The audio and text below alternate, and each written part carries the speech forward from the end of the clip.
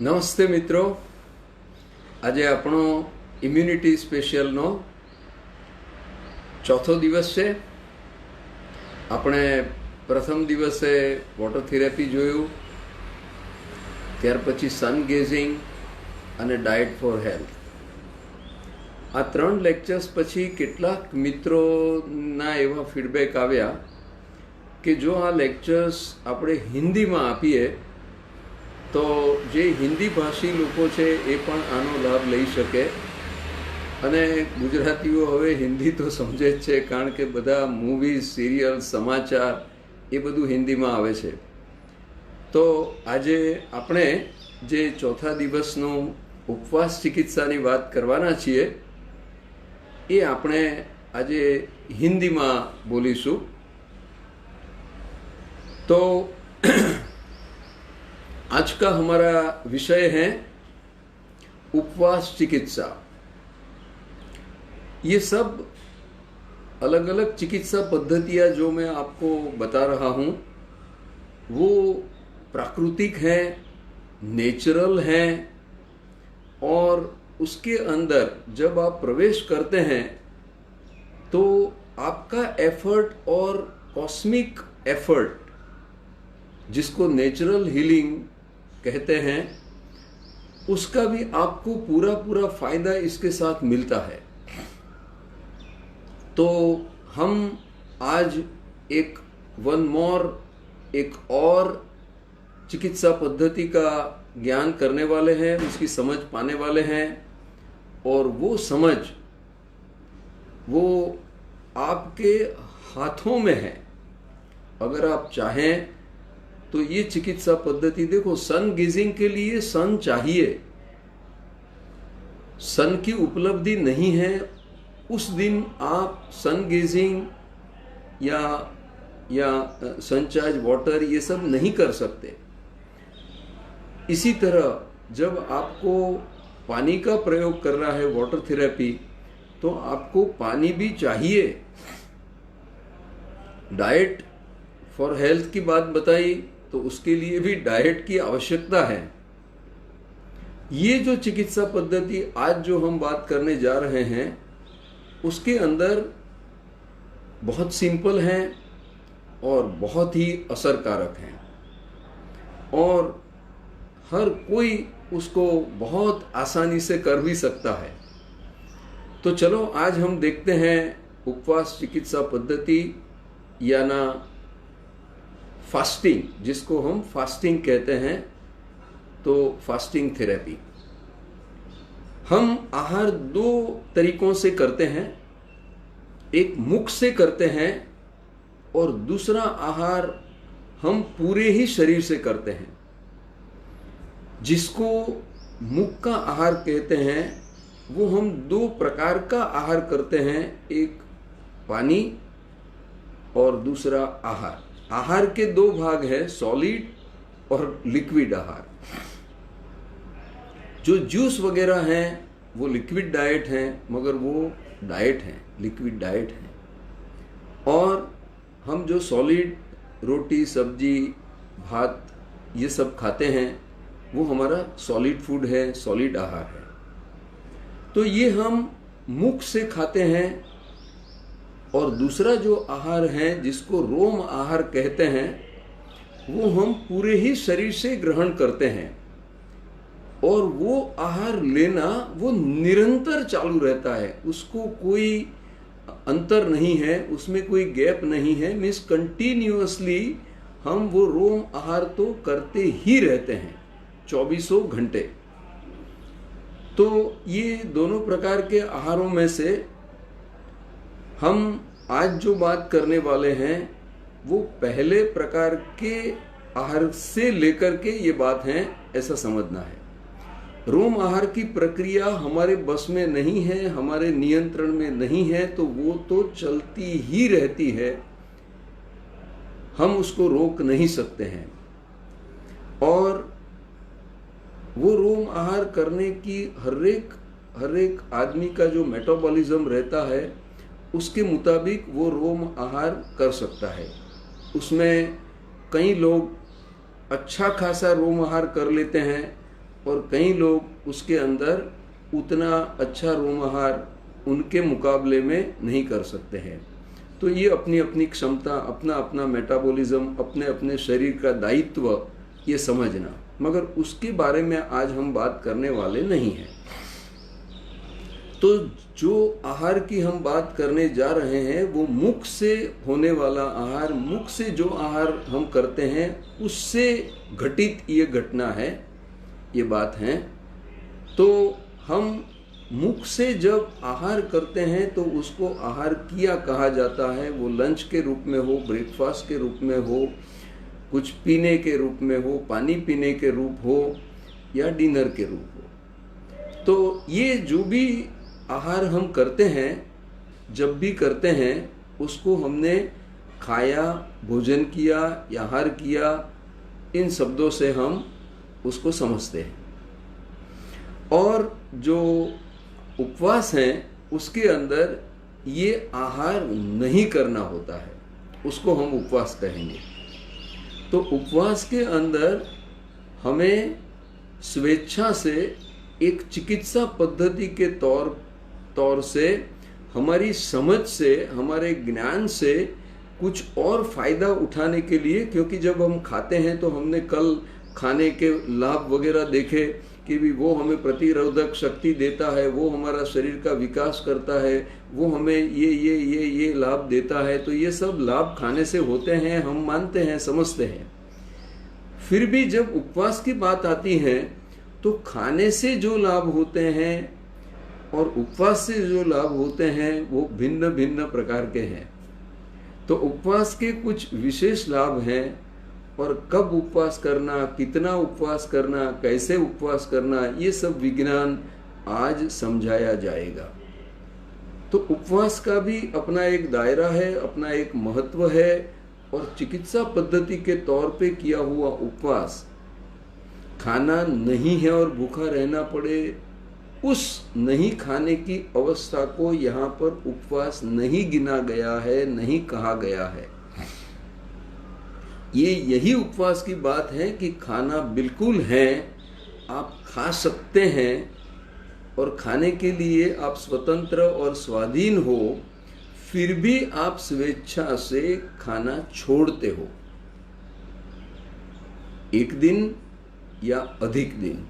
ये जब प्रोसेस होती है तो उसको हम कहेंगे उपवास, और ये उपवास चिकित्सा पद्धति इस अंतर्गत है। ये उपवास चिकित्सा पद्धति किसने ढूंढ निकाली, ऐसा एक प्रश्न बने तो उसका जवाब ये है कि ये चिकित्सा पद्धति किसी ने ढूंढी नहीं है। हमारे प्राचीन काल से, हमारी परंपराओं से, हमारे धर्म ग्रंथों से, हमारे आयुर्वेद के ज्ञान से, हमारे नेचुरोपैथी के ज्ञान से और हमारी परंपराओं से हमें ये चिकित्सा पद्धति का ज्ञान प्राप्त हुआ है। तो किसी एक व्यक्ति ने इसकी शोध की या इसकी स्थापना की, ऐसा कुछ नहीं है। ये उपवास है ही, मानव जात के साथ ये उपवास बहुत लंबे टाइम से हमारे साथ जुड़ा है, ऐसा हम मान के आगे चले। तो ये क्या आप हमें जो ये चिकित्सा पद्धति के बारे में आज बताने जा रहे हो, उसका मीनिंग क्या हम ये समझे कि ये चिकित्सा पद्धति संपूर्ण स्वास्थ्य के लिए काबिल है अपने आप में? हमें संपूर्ण स्वास्थ्य क्या इससे प्राप्त हो सकता है? तो उसका जवाब पूरे हकारात्मक तौर से मैं कहूँगा हाँ जी, ये आपको शारीरिक स्वास्थ्य दे सकता है, ये उपवास आपको मानसिक स्वास्थ्य देने के काबिल है। इसी उपवास से हम बौद्धिक स्वास्थ्य को प्राप्त कर सकते हैं, इंटेलेक्चुअल हेल्थ, और इसी उपवास से हम आध्यात्मिक स्वास्थ्य, स्पिरिचुअल हेल्थ भी गेन कर सकते हैं। तो ये निशंक समझें, इसके अंदर कोई शंका का कारण नहीं है। जो लोग उपवास पद्धति में श्रद्धा रखने वाले हैं, जो उसका प्रयोग करते हैं, उनका ये अनुभव भी है, कहना भी है कि ये उपवास चिकित्सा अपने आप में संपूर्ण है। तो हम ये उपवास चिकित्सा को प्राकृतिक है ऐसा कैसे कह सकते हैं? ऐसा भी प्रश्न आपके मन में आए। तो उसका जवाब भी हम देख लें कि भाई देखो, अकेला मनुष्य तो ये पृथ्वी पर जीवित नहीं है, पशु भी हैं, पक्षियाँ भी हैं, और उनके साथ छोटे छोटे जीव भी हैं, कीटाणु भी हैं, और प्राणियों में भी, पशुओं में भी कई प्रकार के पशु है, पानी में रहने वाले मछलियाँ, मगरमच्छ, कछुए आदि। ऐसे ही जमीन पर रहने वालों में भी कई प्रकार हैं, हाथों पे चलने वाले और पेट से चलने वाले सर्प आदि, पांवों से चलने वाले ये भी हाथी घोड़े सब हैं। तो अलग अलग भिन्न भिन्न प्रकार का ये जो टोटल प्राणी जगत हैं, ये टोटल प्राणी जगत, मुझे आप बताइए, आप खुद सोचिए कि वो बीमार नहीं पड़ते हैं क्या? उनको कोई बीमारी नहीं लगती क्या? और वो सब प्राणी जगत कैसे स्वस्थ होता है? तो आपकी जानकारी के लिए, और आपने भी ये ऑब्जर्वेशन किया होगा, आपने भी ये देखा होगा, कोई मेरी अकेले की बात नहीं है, मगर अक्सर हमने देखा है कि जब ये प्राणियाँ किसी प्रकार की इंजरी को प्राप्त होते हैं, या तो ये प्राणी जगत में कोई बीमार पड़ता है, तो उनका एकमात्र साधन वो उपवास चिकित्सा पद्धति है।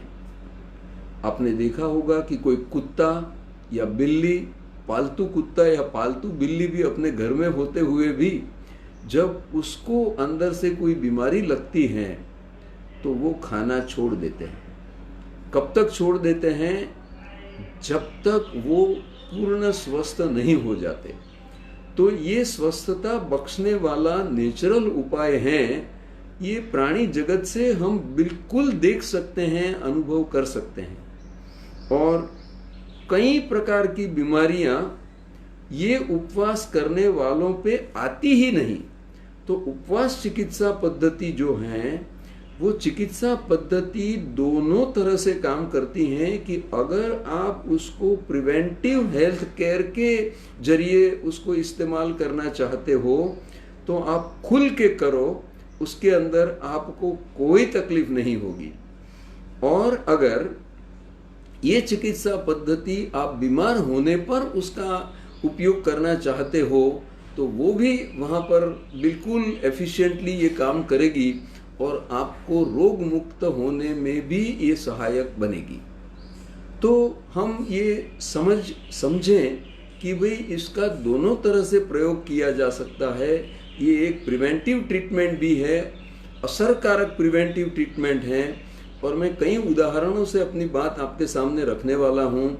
और ये क्यूरेटिव ट्रीटमेंट भी है कि आपको कोई तकलीफ हुई और वो तकलीफ के दौरान आपने फास्ट किए, उपवास किए और आप रोग मुक्त हुए। तो इसी प्रकार हम उसको बिल्कुल कह सकते हैं, किसी को समझा भी सकते हैं कि भाई ये मनुष्य को प्राप्त हुई एक प्राकृतिक चिकित्सा पद्धति है और पूरा नेचर उसके साथ जुड़ा हुआ है।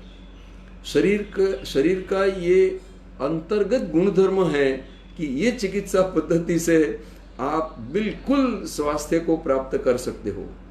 पशु पक्षियाँ बीमार होते हैं तो वो आराम भी उसके साथ कर लेते हैं, वो सोए रहते हैं, पड़े रहते हैं, और अंदर का जो उनका एक हीलिंग, सेल्फ हीलिंग हम कहेंगे या तो ऑटो इम्यून सिस्टम कहेंगे, वो जागरूक हो जाता है। ये ऑटो इम्यून सिस्टम और सेल्फ हीलिंग ऑन हो जाने के बाद कोई भी बीमारी शरीर में टिक नहीं सकती, क्योंकि शरीर का एक गुणधर्म है कि शत्रु को उठा के फेंक देना, मगर उसको हमें लड़ने के लिए फ्री करना है। उपवास होता है तो बाकी की झंझटें सब चली जाती है, तो पूरा फोकस, पूरा कंसंट्रेशन वो बॉडी वो रोग के ऊपर अटैक कर सकते हैं।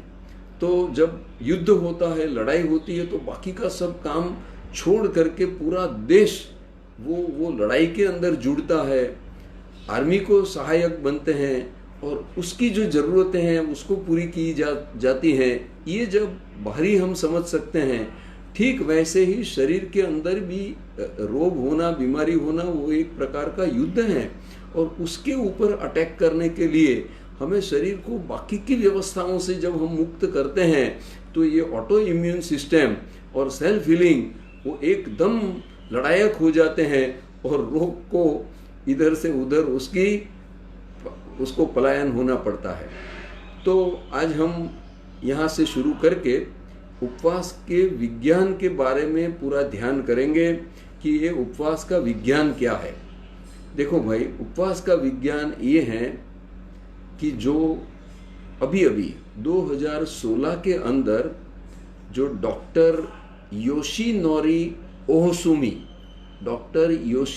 ओहोसुमी जापान का बायोलॉजी क्षेत्र का डॉक्टरेट ये वैज्ञानिक है और उसको 2016 का नोबेल प्राइज एनायत किया गया। और ये विज्ञान उन्होंने साबित किया, ये था वो उन्होंने कोई नया इन्वेंशन किया है ऐसा नहीं है, मगर ये शरीर में ये प्रक्रिया प्रोसेस थी ही जो उन्होंने ढूंढ निकाली, तो उसको हम डिस्कवरी कहते हैं। जो चीज़ होती है उसको ढूंढ निकालना, उसको हम कहेंगे डिस्कवरी। तो ये चीज़ उन्होंने जगत के सामने उनके नोबेल प्राइज विनर लेक्चर के अंदर सबके सामने रखी कि उपवास थेरेपी क्या है। तो उसमें क्या होता है ये हम समझें कि जब हम आहार मुख से लेना बंद करते हैं, उपवास कर दिया, तो हम खाते नहीं हैं। अभी उपवास दो प्रकार के होते हैं, खाना तो उसमें त्यागना ही है, खाना तो नहीं है, मगर पानी पी सकते हैं या नहीं पी सकते। अगर पानी नहीं पिया तो उसका निर्जला, पानी के बिना का उपवास कहा जाएगा, और पानी के साथ अगर उपवास किया तो आप पानी के साथ किया गया उपवास, मीन्स उसमें खाना नहीं है, बाकी कोई लिक्विड डाइट भी नहीं लेना है, मगर केवल पानी लेना है। तो केवल पानी पी करके उपवास करना भी उपवास कहा जाता है, और बिना पानी का भी उपवास होता है। मगर जब हम खाते नहीं हैं तब क्या होता है, ये डॉक्टर साहब ने हमें बताया कि भाई देखो, जब आप खाते नहीं हैं तो आप यू लूज बॉडी वेट, आपके शरीर के अंदर से जो वेट है वो कम होता है। अभी ये कम वेट कहाँ गया? जो कम हुआ वो फ्लैश गिनो, ब्लड गिनो, जो भी कम हुआ वेट, वो तो शरीर का वेट लॉस है, तो वो कहाँ गया? तो वो शरीर के ही काम में आया। तो उन्होंने उसके लिए एक शब्द प्रयोग किया, body Yeats. What does it ईट? तो बॉडी ईट्स बॉडी, बॉडी ने बॉडी को खाया, बॉडी ने बॉडी का उपयोग किया। तो ये जब होता है तो हमें खाने से जो शक्ति मिलती है वही की वही शक्ति उपवास के अंदर शरीर के वेट कम होने से वो कैलोरी हमें मिल जाती है और शरीर वहीं का वहीं रहता है, मीन्स उसका काम हो सकता है। तो ये नंबर 1 कि बॉडी वेट लॉस करके हमें वो शक्ति प्रदान करता है जो उपवास के दिनों में हमें चाहिए। नंबर 2, आप समझो कि हमारे शरीर का जो बंधारण होता है हर एक के शरीर के अंदर, वो 2 प्रकार के उद्गल रहते हैं, 2 प्रकार के पदार्थ रहते हैं। ये 2 प्रकार के पदार्थों को हम शुभ और अशुभ ऐसा नोमेनक्लेचर कर दें तो हमारे शरीर के अंदर कुछ अशुभ चीज़ें भी होती हैं, गंदगी भी होती हैं, और कुछ अच्छी चीज़ें भी होती हैं जिसको हम शुभ उद्गल, शुभ पदार्थ कहते हैं। तो ये शुभ पदार्थ और अशुभ पदार्थ का सम्मिश्रण रहता है, और शुभ के 3 प्रकार, अति शुभ, मध्यम शुभ और अल्प शुभ। और जो अशुभ पदार्थ हैं उसके भी 3 कैटेगरी, बहुत अशुभ, अल्प अशुभ, मध्यम अशुभ और बहुत अशुभ। तो 6 प्रकार हो गए, बहुत अच्छा, मध्यम अच्छा और अल्प अच्छा, थोड़ा अच्छा। तीसरा थोड़ा खराब, मध्यम खराब और बहुत खराब।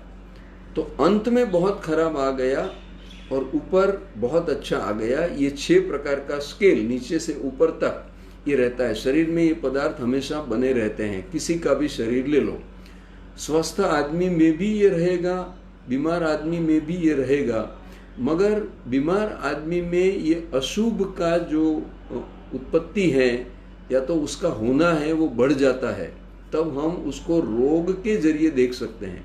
जैसे हमारे शरीर में वात, पित्त और कफ रहते हैं, मगर उसका जब बहुत इम्बैलेंस हो जाता है, बैलेंस में से इम्बैलेंस की ओर जब हम बढ़ जाते हैं, तो उस टाइम हम उसको कुछ गैस हो गया, कुछ पित्त हो गया, एसिडिटी हो गई, या तो कुछ कफ हो गया, जुकाम हो गया, सर्दी हो गई, बहुत कफ निकलता है। इस स्थिति में पहले भी कफ था मगर अब ये कफ की बढ़ोतरी हो गई, तो ये सब हम अशुभ पदार्थ कहेंगे। और उसका जब इम्बैलेंस हो जाता है तो ये चीज़ें रोग बनकर हमारे सामने आ जाती है और हमें गड़बड़ी लगती है और हमें तकलीफ करती है।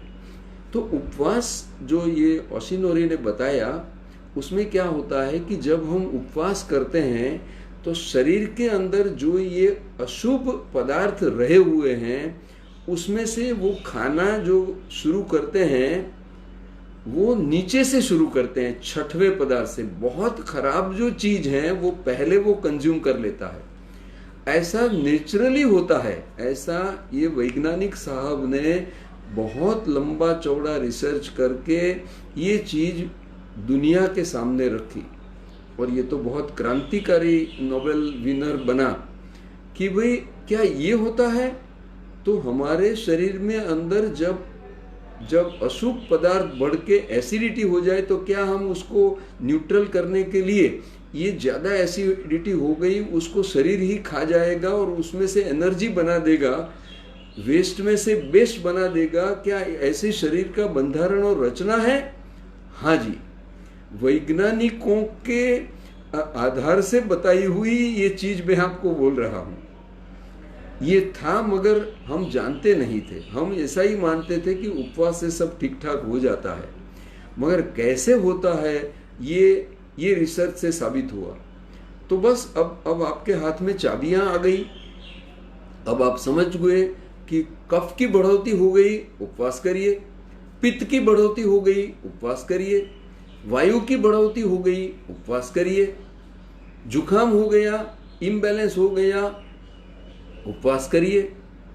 तो किसी भी प्रकार की बीमारियों के अंदर आप अगर ये उपवास चिकित्सा पद्धति का प्रयोग करेंगे तो ये उपवास के विज्ञान से भी सिद्ध होता है कि आपको ठीक होना ही होना है। आपको ठीक होने के अंदर बड़ी सहाय मिलेगी, आपको बड़ा लीवरेज मिलेगा, और आपका पूरा हीलिंग सिस्टम और आपका पूरा ही इम्यून सिस्टम वो भी आपको सहायक होगा। तो ये उपवास चिकित्सा पद्धति का विज्ञान है जो हमने देखा, और उसको लेकर के हम इस विषय के अंदर आगे बढ़ेंगे।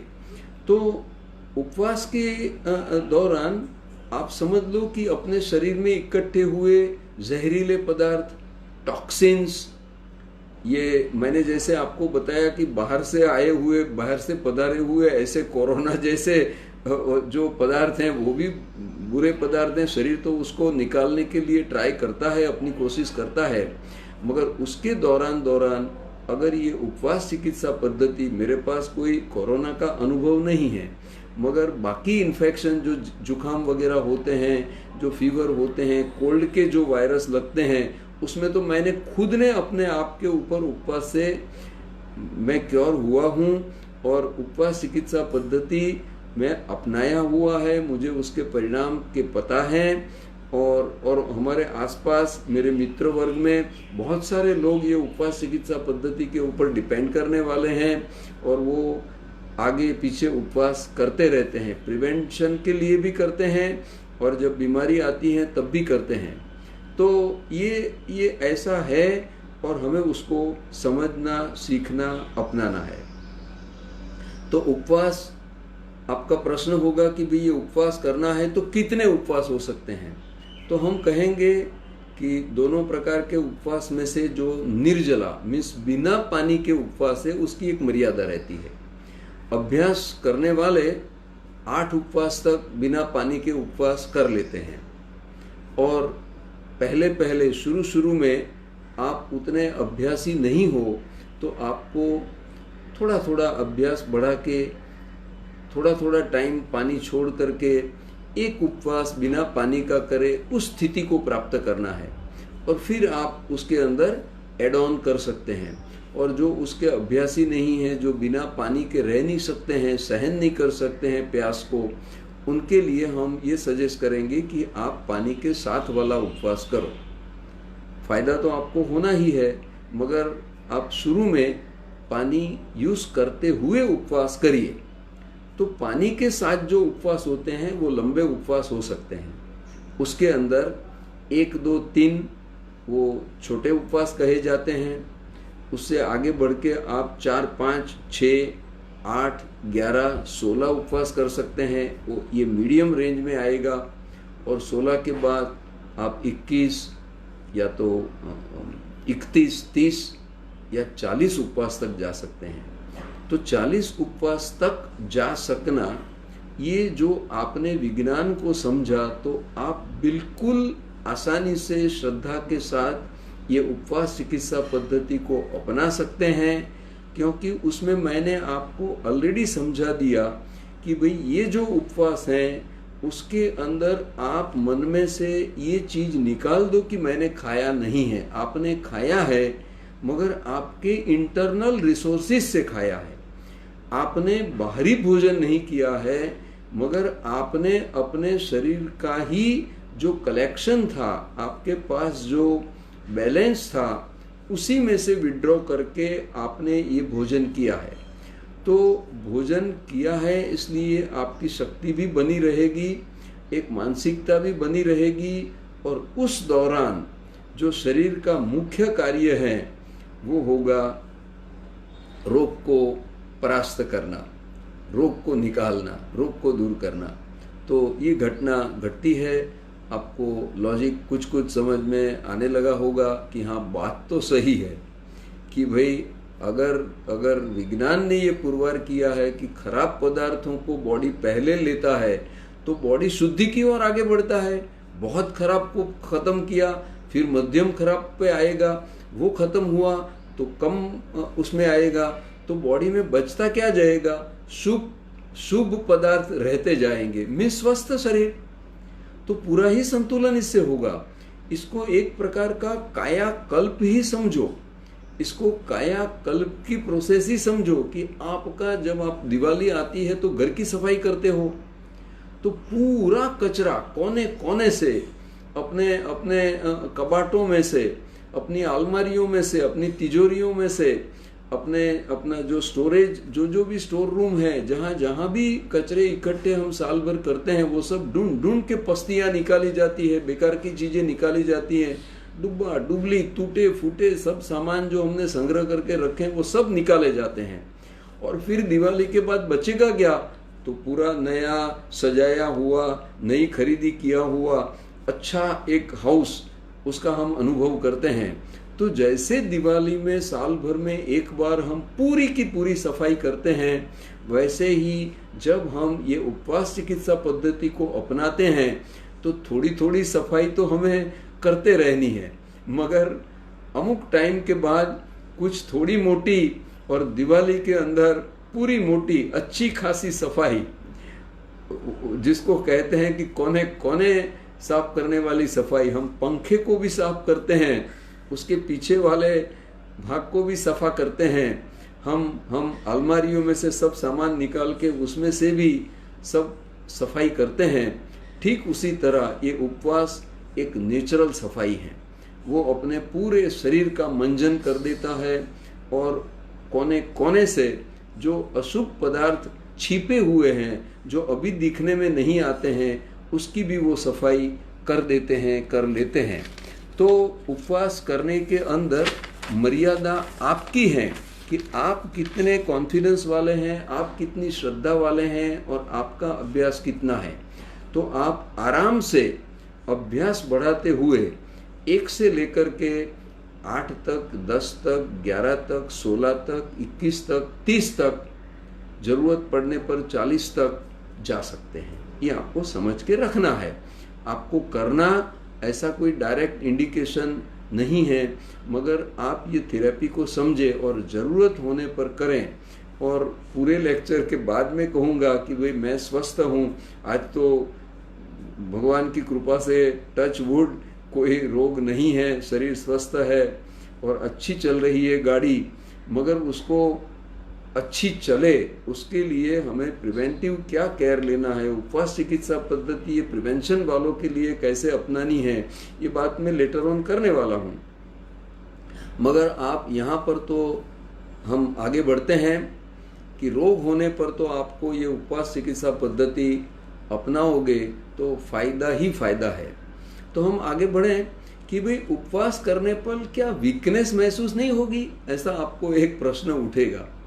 तो मैं कहता हूँ कि हाँ, ये जो मानसिकता है आज तक हमने ये जाना ही नहीं था कि उपवास में हम तो उपवास को नहीं खाने वाला दिन के नाते ही समझते थे।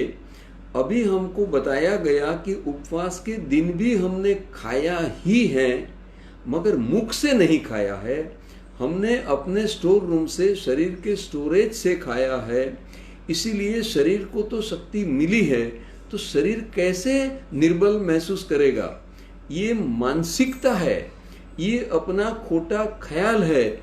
हमने नहीं खाया है वाली बात के जरिए हम ये फील करने लगते हैं कि हम निर्बल हो गए, अभी हमारे में चलने की शक्ति नहीं है, बोलने की शक्ति नहीं है, और आदमी मुंह लटका के बैठ जाता है, आज खाना नहीं खाया। तो ये जो हमारी जो शारीरिक बॉडी लैंग्वेज आती है वो हमारे मन से आती है और हमारे अज्ञान से आती है। जब आपको मन में बोला जाएगा कि खाया है, उठ काम कर, अपनी रेगुलर ड्यूटी बजानी है, तो शरीर को आप ऑर्डर कर सकते हो कि तुझे खाना तो दिया गया है, तूने अलग ढंग से खाया है, क्यों बोलता है नहीं खाया? तो ये चीज जब हमारे समझ में आ जाती है तो हम जो वीकनेस का अनुभव करते हैं वो नहीं करेंगे। उपवास करने वाले अपना जो नित्य क्रम है, नित्य कार्य है, वो करते रहते हैं, और वो करने के अंदर वो कभी भी निर्बलता का अनुभव नहीं करते। आप मन से अगर पॉजिटिव हैं, मन से अगर ज्ञानान्वित हो गए, तो आपको कोई तकलीफ आने की गुंजाइश नहीं है। आगे बढ़े। उपवास के दरमियान अपना जब वेट घटता है तो हमें क्या समझना, कैसे उसको घटाना, मन से क्या विचार करना ताकि हमारी वो जो श्रद्धा है, श्रद्धा का बल है, वो बना रहे। तो हमें बस मैंने जैसे आपको बताया कि उसमें चिंता नहीं करना। वजन कम होता है तो हमें तो वो छः जो आहार का मैंने आपको स्वरूप बताया उसमें हमें ये मानना है कि मेरा कचरा साफ हो रहा है, मेरा घर साफ हो रहा है। जब घर साफ होगा तो वो कचरों का वजन तो घर में से कम होगा ही। तो वजन कम होता है तो कचरा साफ हुआ है, वजन कम होता है तो हमारे रोग निकले हैं, हमारी मलिनताएं निकली है, हमारे वात पित्त और कफ का बैलेंस हो रहा है। तो हमें फायदे वाली बात महसूस करनी है। जब वजन कम होता है तो मैं हल्का हो रहा हूँ। किससे हल्का हो रहा हूँ? रोगों से हल्का हो रहा हूँ। मेरी बलाएं टल रही है, मेरा कूड़ा कचरा साफ हो रहा है। जब हम पस्ती देते हैं तो हमें पैसे मिलते हैं, ऐसे हमें स्वास्थ्य और निरोगिता मिलती है। तो हमें ये मानना है, और वजन कम होगा। जब आप लंबे उपवास पे जाएंगे तो आपका वजन पर डे करीब करीब 500 ग्राम 400 ग्राम से लेकर के 600 ग्राम तक पर डे कम हो सकता है। हम जब एक महीने के उपवास वाले को देखते हैं तो उनका 12 से 18 किलो वजन एक महीने के अंदर हल्का होता है, वो उतना कम होता है। और वो कम होने के बाद आपको कोई चिंता नहीं करनी है, आपको कोई डरना नहीं है, कुछ नहीं बिगड़ा है आपका, आप फायदे में ही हो, ऐसा मान के हमें उपवास करना है। और जैसे किडनी के दर्दी अपने ब्लड की सफाई के लिए डायलिसिस में जाते हैं तो उनका फ्रेश ब्लड, वो पूरा ब्लड फिल्टर बाहर करते हैं जो अपनी किडनी में फिल्टर होता है, और वो कचरा यूरिन के माफिक जो सफा होता है वो बाहर की किडनियां, मशीन की किडनियां आपके ब्लड को साफ कर देती है, उसको डायलिसिस कहते हैं। तो ये पूरा ही ब्लड डायलिसिस में 4 घंटे आपको वो मशीन के ऊपर रख करके आपका ब्लड वहाँ से डाल के प्योरिफिकेशन हो करके शरीर में डाला जाता है और उससे ये पूरे ब्लड की सफाई होती है। वैसे ही उपवास में आपके पूरे ब्लड बॉडी की डायलिसिस हो रही है, ऐसा समझना। पूरा शरीर का कचरा फिल्टर हो जाएगा। उसमें थोड़ा टाइम लंबा है, जितने उपवास उतना डायलिसिस। तो ये समझते हुए हम ऐसे भाव रखेंगे, ऐसी अपनी मानसिकता रखेंगे तो हम अच्छी तरह से ये उपवास कर पाएंगे। मीन्स अपना मानसिक स्पिरिट बने रहना चाहिए। आप उपवास करें, मस्ती से करें, पूरी श्रद्धा से करें और उसके अंदर कोई डरने वाली बात सामने नहीं लाना है। इस प्रकार से आपको आगे बढ़ना है और आपके रोग मेल्ट हो रहे हैं, आपके रोग टल रहे हैं, जो भी शब्द प्रयोग आप करें, मगर ऐसा पॉजिटिव सोच करके आपको उपवास करना है। तो वेट लॉस के ऊपर कोई बड़ा इश्यू नहीं लाना है, कोई बड़ी चिंता भी नहीं करनी है। मैं आपको एक इकोनॉमिकल फिगर के दृष्टांत से अपनी बात आपके सामने रखना चाहूँगा कि मान लो कि एक व्यक्ति है, नौकरी करती है, उसका पगार 60,000 रुपया, 6000 मीन्स 60,000 रुपया उसकी मंथ की तनख्वाह है, नौकरी करता है और अच्छी नौकरी है, खुश हैं, अच्छी तरह से अपने फैमिली का देखभाल करता है। भाई ऐसे आदमी को भी कुछ न कुछ होता है। मान लो कि उसका कोई एक्सीडेंट हो गया और शरीर फ्रैक्चर हो गया, मल्टी फ्रैक्चर। डॉक्टर ने बोल दिया कि 3 महीने के लिए you will be bed ridden, आप नौकरी पे नहीं जा सकते हैं। नौकरी वालों ने बोला कि भाई आप 3 महीने तक नौकरी पे नहीं आओ तो हम आपको सैलरी तो नहीं दे पाएंगे, ऐसी अपनी कंपनी में कोई गुंजाइश नहीं है, मगर हम आपको नौकरी से निकालेंगे नहीं, लीव विदाउट पे देंगे। भाई ने भी मान लिया कि बात ठीक है, अभी अपन को ये जो भी होगा तो हम इसके आगे की सोचें कि भी उसका मान लो कि 50,000 रुपये का इसका बिल हो गया ऑपरेशन वगैरह का, मेडिकल ट्रीटमेंट का, और ये भाई अभी 3 महीने घर पे हैं तो घर का खर्चा तो चलेगा, घर में खाना तो बनेगा, स्कूल में बच्चे तो जाएंगे, घर में काम वाले तो रहेंगे, दूध साग भाजी ये सब तो खर्चे चलेंगे। तो 40,000 रुपये का मान लो कि उसका मंथली एक्सपेंस है, तो 1,20,000 रुपये तो उसको ये खर्चों के लिए चाहिए। ठीक वैसे ही उसकी दवाई वगैरह का खर्चा भी 3 महीने का होगा, वो मान लो कि 10,000 हो गया, और उसके बच्चों की स्कूल फी भरने की आई तो वो जो भी 6 महीने की फी भरनी है वो भी 20,000 वाली फी आई। तो कुल मिला के मान लो कि उसका खर्चा ऑपरेशन का 50,000, 1,20,000 ये, 10,000 ये, 20,000 ये, कुल मिला के मान लो कि उसका खर्चा 2 लाख का आ गया। तो होगा क्या भाई, 2 लाख का खर्चा तो किया, मगर उसके पास, ये भाई के पास अपनी बचत के जो बैंक बैलेंस था वो करीब 4 लाख रुपये का था। तो ये 4 लाख रुपये का जो बैंक बैलेंस था उसमें से उसने विड्रॉ करके ये 2 लाख रुपये का खर्चा किया। उसमें से उसका 3 महीने का घर भी चला, बच्चों की फीस भी दी गई, काम वालों को पगार भी दिया गया, खाने का, आने का, जाने का सब खर्चे किए, तो उसका बैंक बैलेंस 4 लाख का 2 लाख हो गया। ये हुआ, मगर घर तो ठीक वैसा का वैसा चला। और जब वो नौकरी पे चढ़ेगा, नई से नौकरी शुरू करेगा, तब उसको तनख्वाह आने लगेगी और जो मंथली बचत है वो भी शुरू हो जाएगी। तो वो बैंक बैलेंस जो कम हुआ है वो फिर पूर्ति हो जाएगा। बस बरोबर ऐसे ही बनता है। उपवास के दरमियान आप अपने शरीर के बैंक में से, बैंक बैलेंस में से, शरीर की बैंक में से आप उसमें से वेट उठाते हो और उससे आपका कारोबार चलता है, आपका घर चलता है। तो सब कार्यों के लिए जो शक्ति चाहिए वो तो आपको मिलेगी, और वो मिलेगी उस टाइम के अंदर आपको फायदा ये हो रहा है, जैसे मैंने आपको पहले बताया कि भाई आपके जो अशुभ पदार्थ हैं उससे भी शरीर को शक्ति मिलती है। ये शरीर की ताकत है, ये कुदरती है, ये नेचर है। और नेचर के अंदर ये खाने वाले भी अपनी शक्ति पा लेते हैं और वो आपका अनुभव भी है। कहते हैं कि मछलियां वो जो तालाब की जितनी मलिनता होती है वो खाकर, वो उसका आहार है, और वो खाकर वो तालाब को, नदियों को, सरोवरों को स्वच्छ और शुद्ध रखती है और वो मोटी होती है, ये मलिन पदार्थ को खा करके। आपने कभी ये नहीं देखा कि ये कुत्ते और सूअर वो मनुष्य की विष्ठा को खा लेते हैं, और ये विष्ठा को खा करके वो तो तगड़े होते हैं, उसमें से वो अपने शरीर को अलमस्त बना लेते हैं, और वो सूअरों का मांस खाने वाले लोग भी हैं। तो उसने तो ये अशुभ पदार्थ खाए हैं, फिर भी वो अशुभ पदार्थ से शक्तिवान प्राणी दिखाई देते हैं। तो भाई ये नेचर है, ये नेचर है।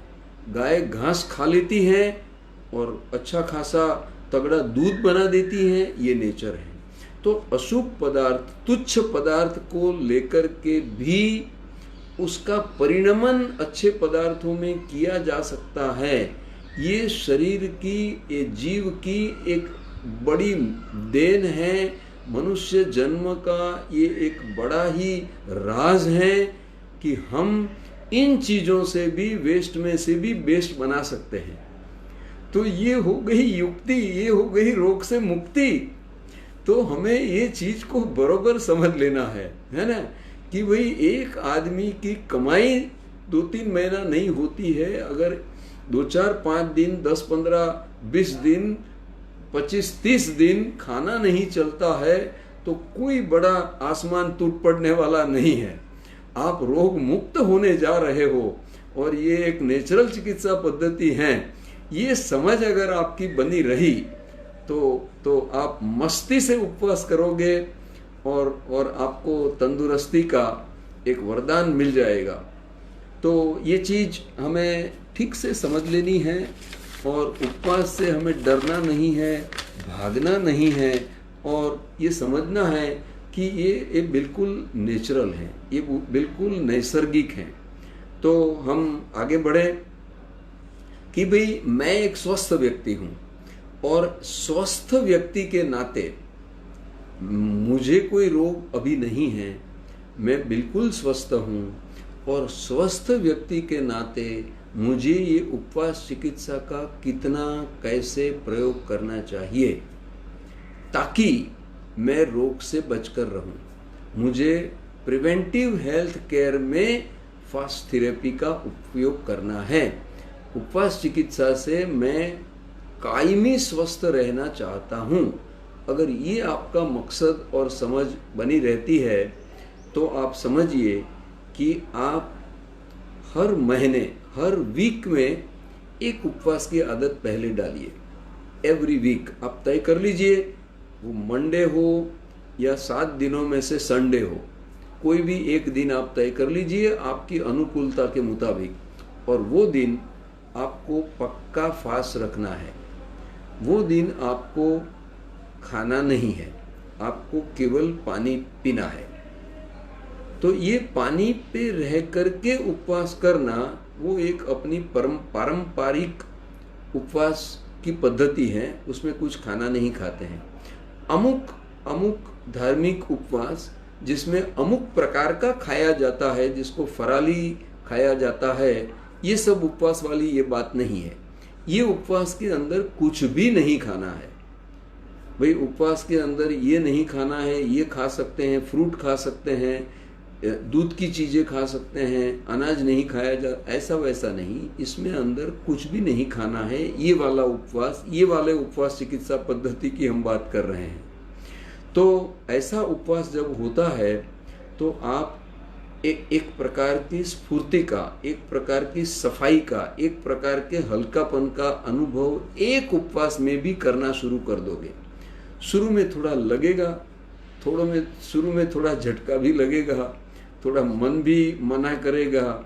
जो अपने खाने की आदत है वो इतनी गहरी हमने बना के रख दी है कि पूरा दिन उपवास करना और पूरा दिन नहीं खाने की बात तो दूर की है, मगर एक ब्रेकफास्ट भी अगर लेट मिला, एक लंच भी अगर 2 घंटे नहीं मिला, तो हम ऊपर नीचे हो जाते हैं।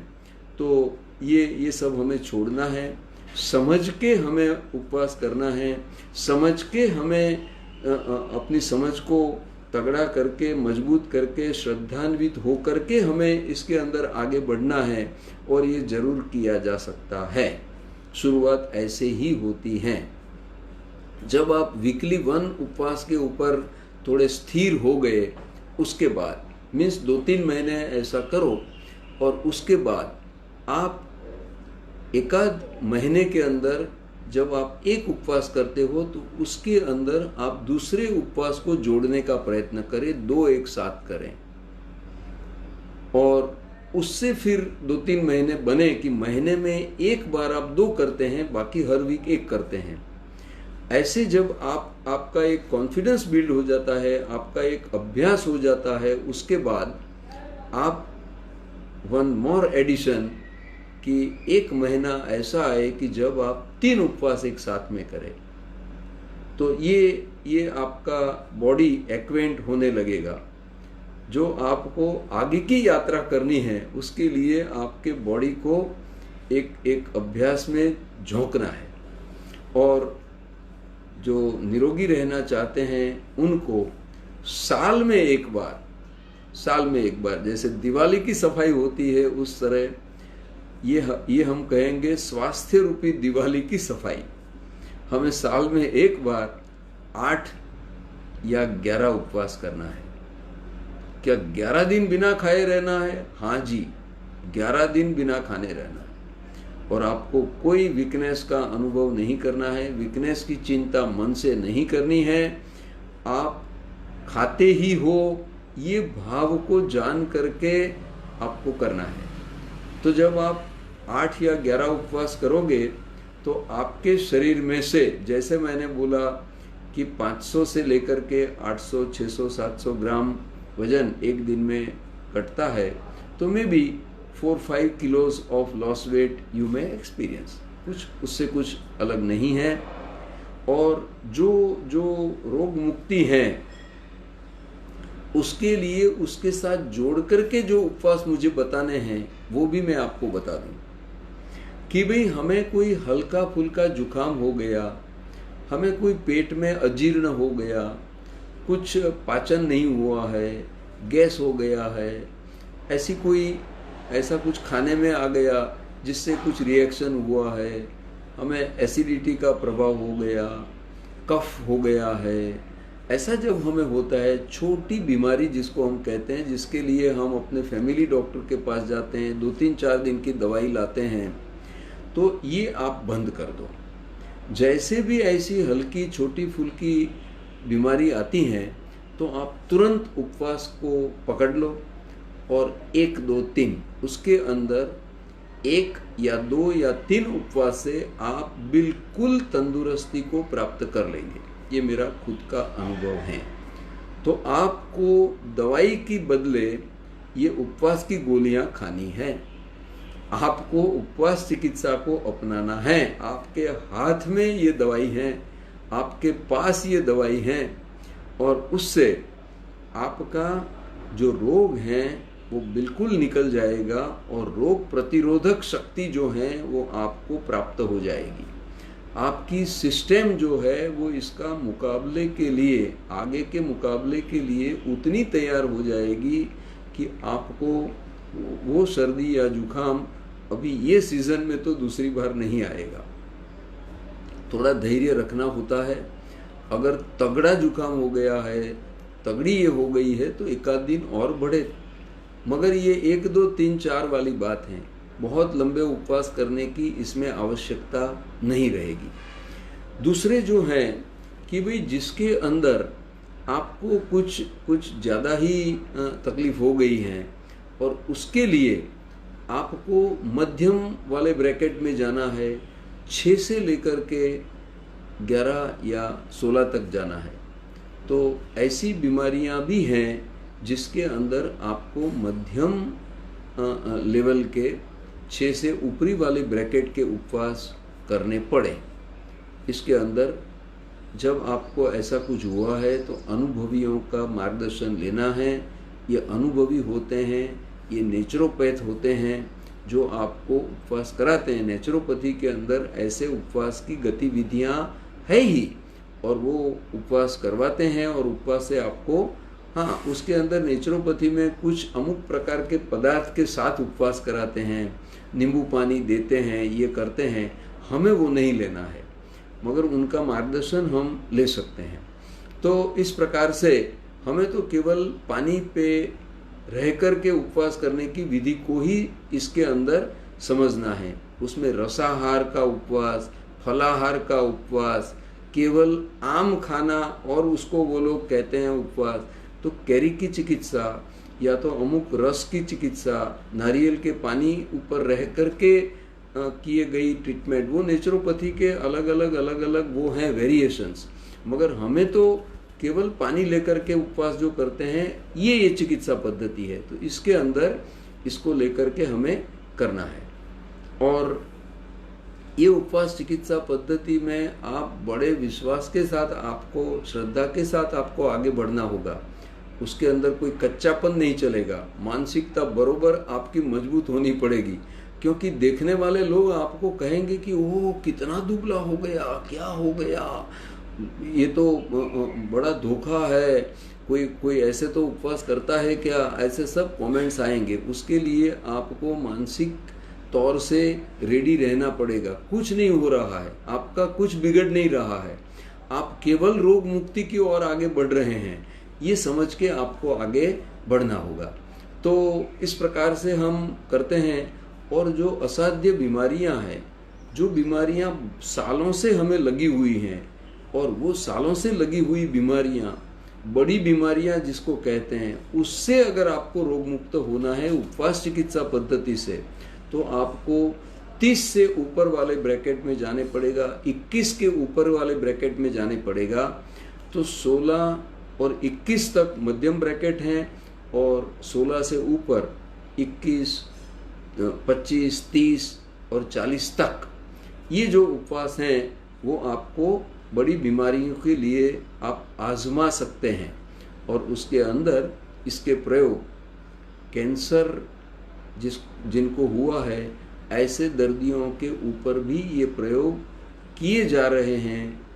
अगर पेशेंट और डॉक्टर दोनों मिल जाए, दोनों की ये समझ बने कि भी मुझे ये ट्रीटमेंट, उपवास चिकित्सा पद्धति मुझे करनी है और मैं उसमें ट्रायल करना चाहता हूँ, मैं वो प्रयोग करने को तैयार हूँ, तो ज़रूर आप वो प्रयोग कर सकते हैं। उसके अंदर डरना नहीं, आपका रोग जाने की पूरी संभावना है। ये नेचुरोपैथी है, प्रूवन पद्धति है।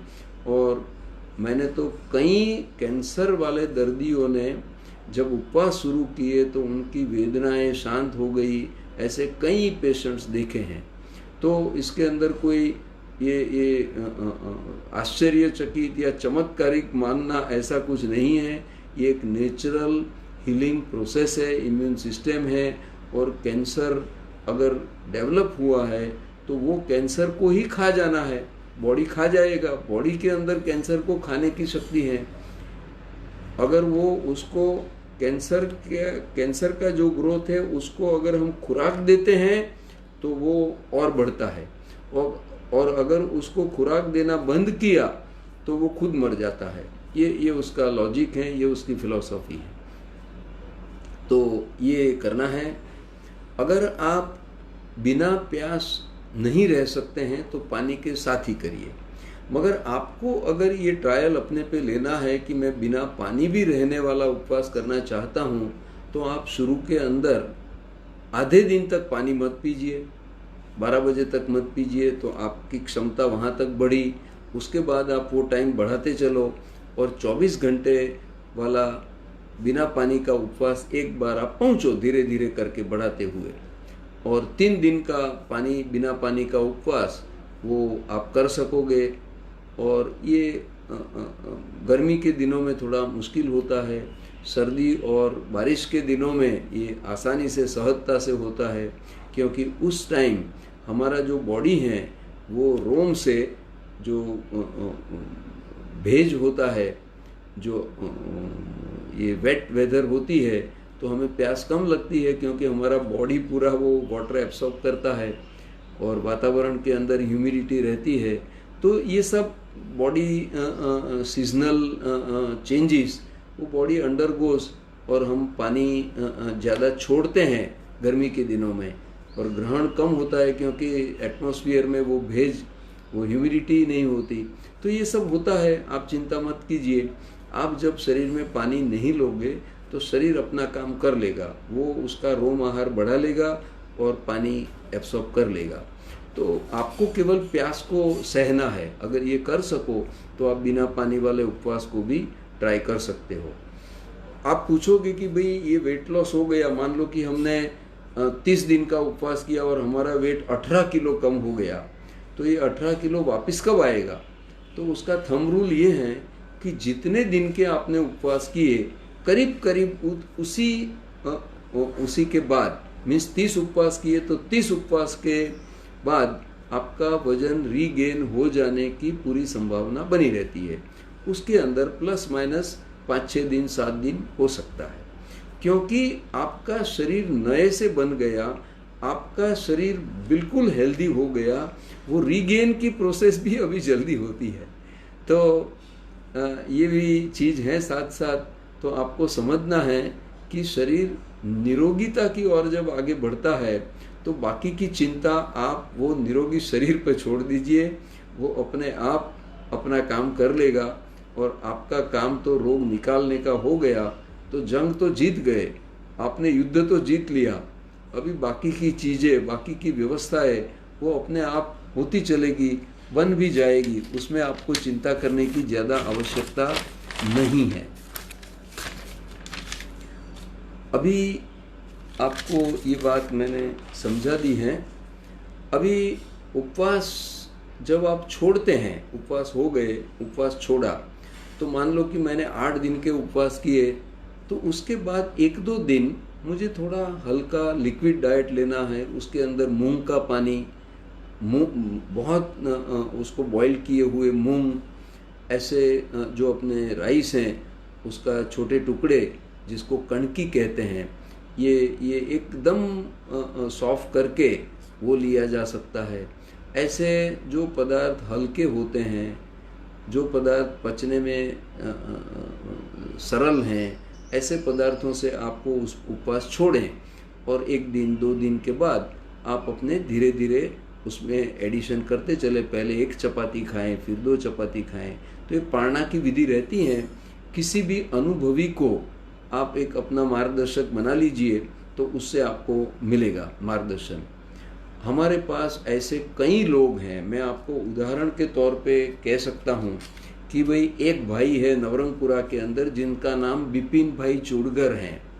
वो हर साल, वो साल भर तो छोटे मोटे उपवास करते ही रहते हैं, मगर साल में एक बार जैनों का पर्युषण आता है, उस टाइम वो भाई, वो उसकी खुद की उम्र 75 ईयर्स है, और वो 26 सालों से वो हर साल एक बार 30 या 30 से अधिक 40 तक भी वो उपवास करता है एक साथ, और उसका वजन करीबन 18 किलो कम होता है, और 1 महीने के बाद वो नॉर्मल फिर हो जाता है। मगर उसके शरीर के अंदर जो स्फूर्ति देखो और बाकी के जो उसके फायदे देखो, तो ऐसे आदमियों को आपको मिलना चाहिए कि भाई ये कौन सा आदमी है जो हर साल 30 दिन के उपवास करके अपनी शरीर का पूरा डायलिसिस कर देता है। तो कोई बीमारी आने की कोई संभावना, कोई गुंजाइश ही नहीं रहती भाई। ऐसे ही एक यंग आदमी है, ये तो अभी 75 के हुए, 26 साल से करते हैं, तो करीब 50 साल से तो उन्हें शुरू किया होगा। तो इस प्रकार होता है। एक भावेश भाई करके हैं नवरंगपुरा के अंदर, वो भी हर साल अभी उपवास करते हैं, उनको 7 साल हो गए, वो भी हर साल 30 से अधिक उपवास पर्युषण में कर लेते हैं।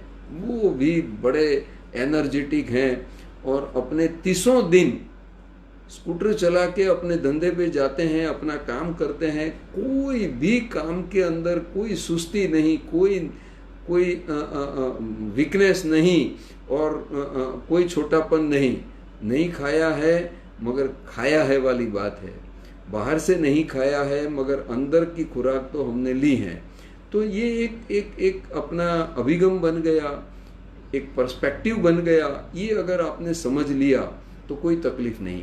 ऐसे एक रोहित भाई करके हैं, और वो रोहित भाई वो करीब लास्ट 20 या 25 सालों से वो इतने उपवास कर लेते हैं कि साल के अंदर आपको ताज्जुब होगा कि उन्होंने 20 साल से साल में 180 से अधिक दिन तो खाया ही नहीं, आधे दिन नहीं खाया। कई साल ऐसे होते हैं कि वो पूरे साल के अंदर 240 उपवास कर लेते हैं और केवल 120 दिन खाते हैं। और ऐसे भी दिन हैं जिसके अंदर वो केवल 90 दिन खाते हैं और 270 डेज उपवास करते हैं। आप उनको भी मिल सकते हो, देख सकते हो। उनका नाम रोहित भाई हैं, वो नारायणपुरा में रहते हैं। ये लॉकडाउन के बाद अगर आप में से कोई इन भाइयों को मिलना चाहो, ऐसे तो कई नाम हैं, ये तो मैंने दृष्टांत के तौर पे 1-2 नाम आपके सामने 2-3 नाम रखे।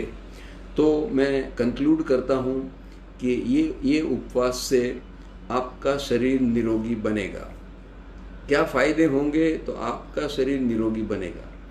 आपके आंख, नाक, कान, 5 इंद्रिया, senses, all senses will become powerful.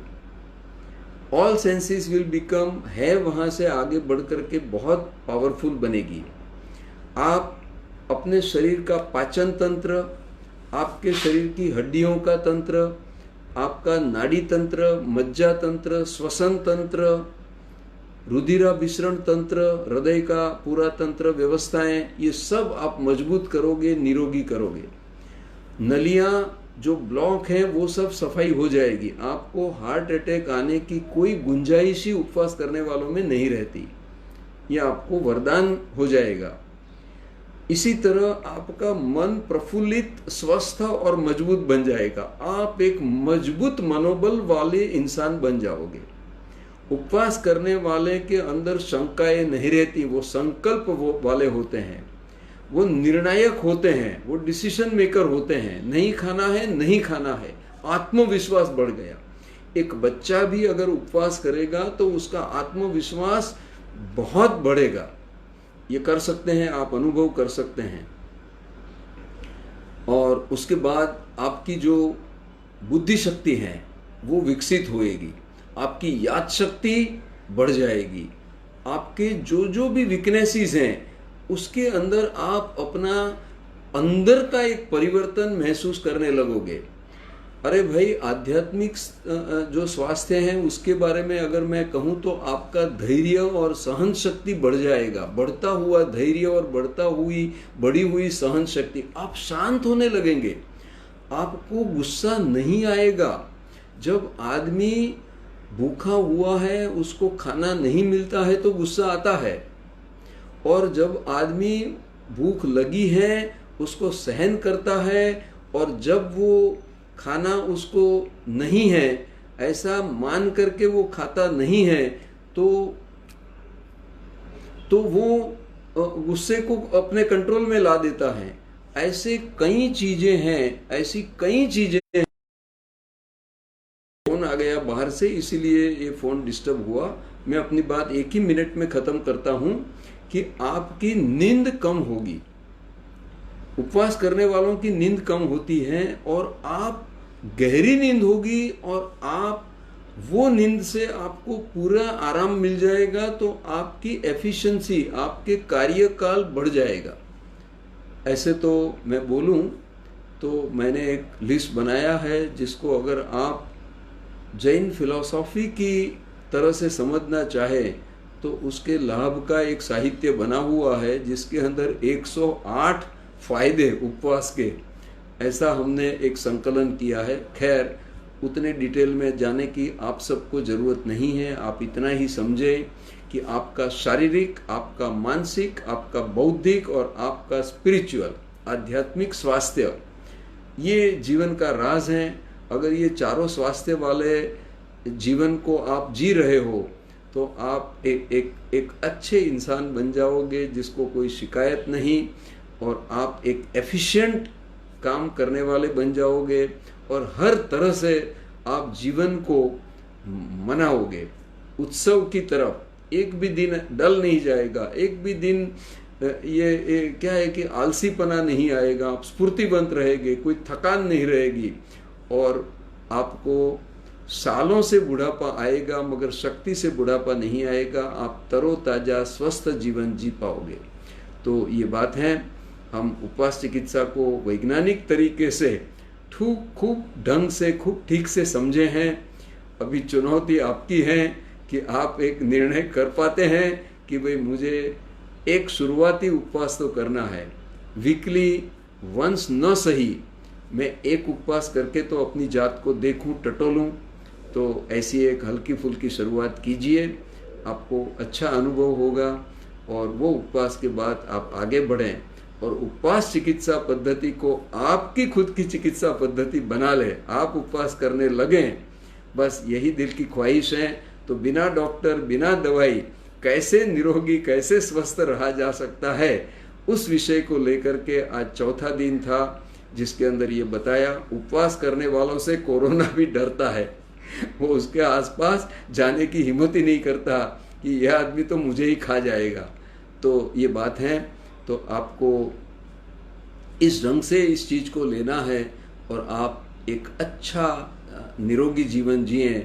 Ahmedabad एक मॉडल सिटी बने कि जहाँ पर कम से कम डॉक्टर, कम से कम दवाइयाँ, कम से कम हॉस्पिटल, कम से कम मांदगी, ये सब हो, ये हमारा सपना है। और वो सपने को सिद्ध करने के लिए आप सब उसके अंदर जुड़े और खुद मरीज मटे और स्वस्थ आदमी बने, यही मंगल कामना करते हुए मैं मेरा इस आज का ये लेक्चर वो विराम करता हूँ।